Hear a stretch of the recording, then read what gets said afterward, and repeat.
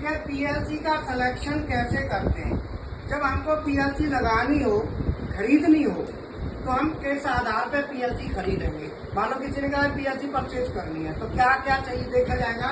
सबसे पहले पीएलसी की इनपुट और आउटपुट की संख्या, मतलब सबसे पहले हमें देखना है कि कितने इनपुट आउटपुट की पीएलसी हमको चाहिए। तो हम क्या करेंगे, पहले इनपुट की लिस्ट बनाएंगे और आउटपुट की लिस्ट बनाएंगे कि भाई कितने इनपुट आउटपुट चाहिए।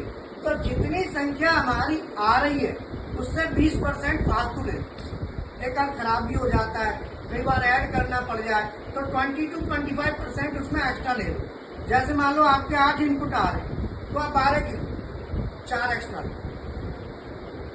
समझा।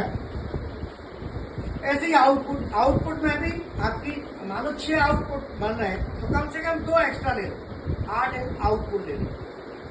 पीएलसी के आउटपुट का टाइप, अब आउटपुट में रिले आउटपुट भी होता है, ट्रांजिस्टर सोर्स भी होता है और ट्रांजिस्टर सिंक भी होता है। अब इसमें से आपने कौन सा लेना है ये डिपेंड करता है। अगर सर्वो मोटर चलानी है तो पीएनपी एनपीएल लेना है, और normal solenoid coil contactor coil चलानी है तो फिर रिले आउटपुट लेना है। आउटपुट में भी डिजिटल है तो रिले, हाई स्पीड है तो ट्रांजिस्टर।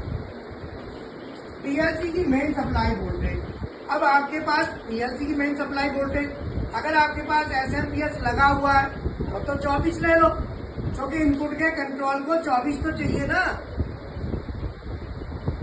अगर आपके पास 24 वोल्ट अवेलेबल है तो आप 24 की पीएलसी ले लो, और आपके पास 24 अलग से अवेलेबल नहीं है डीसी, तो फिर 220 वाले कौन सी लो, तो वो 24 आपको दे देगी। इनपुट के लिए तो चाहिए, डिजिटल इनपुट के लिए तो 24 वोल्ट चाहिए।